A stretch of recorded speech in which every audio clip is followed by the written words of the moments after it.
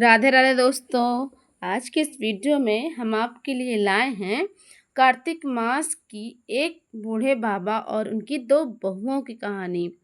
इसके पहले अगर मेरे चैनल पे आप नए हैं तो चैनल को सब्सक्राइब कर दीजिएगा, और अगर कथा अच्छी लग जाए तो कार्तिक महाराज की जय जरूर लिखिएगा। एक समय की बात है, एक बूढ़े बाबा थे। उनकी दो बहुएं थीं। ससुर जी का काम दोनों बहुएं ही करती थी।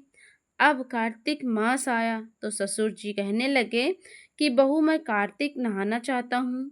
तो बड़ी बहू ने सुनते ही मना कर दिया और कहा कि आपका कार्तिक का स्नान मुझसे नहीं होगा, आप छोटी बहू से कह दें।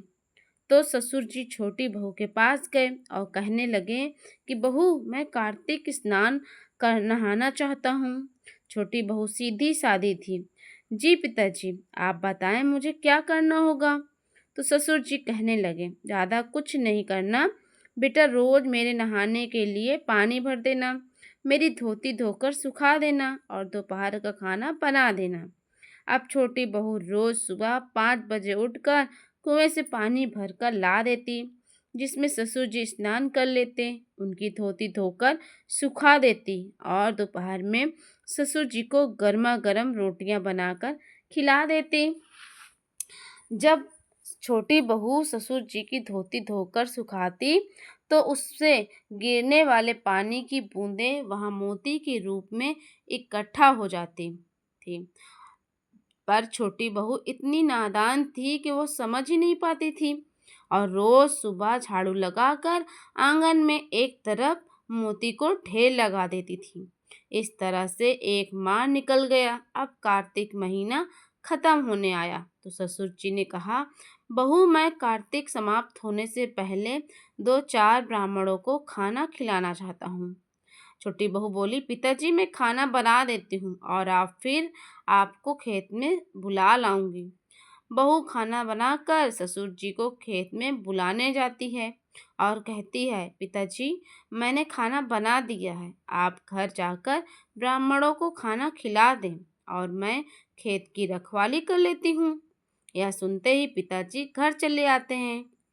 तब छोटी बहू सोचती है कि कार्तिक महीने में ब्राह्मणों को तो खाना खिला रहे हैं और चिड़ियों को उड़ा रहे हैं, राम जी की चिड़िया राम जी का खेत। यह सोचकर वह चिड़ियों को दाना खाना खाने देती है और बहू चादर तान कर सो जाती है।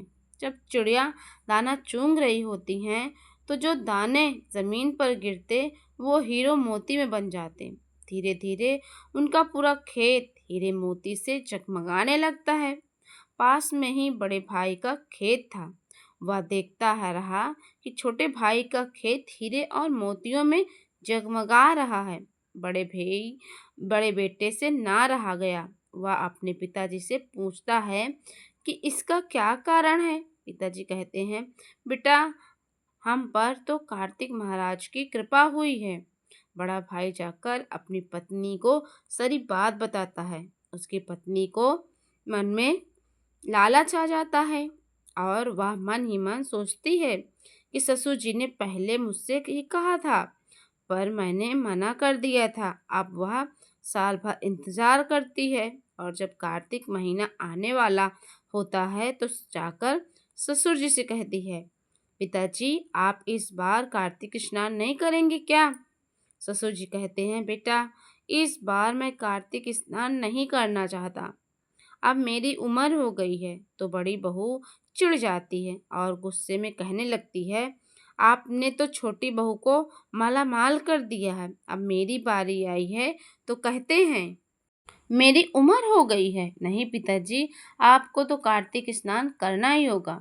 ससुर जी थक हार कर हाँ कर देते हैं। बड़ी बहू हीरे मोती के लालच में ससुर जी का बहुत ख्याल रखती है। सवेरे कुएं से पानी लाकर नहाने के लिए भर देती है। उनकी धोती सुखा देती है। धोती सुखाने वक्त उसे निचोड़ती नहीं थी, जिससे ज़्यादा पानी गिरे और उससे ज़्यादा मोती इकट्ठा हों। उस पानी में कोई मोती तो नहीं बने, पर जमीन में इकट्ठे ज़रूर हो गए।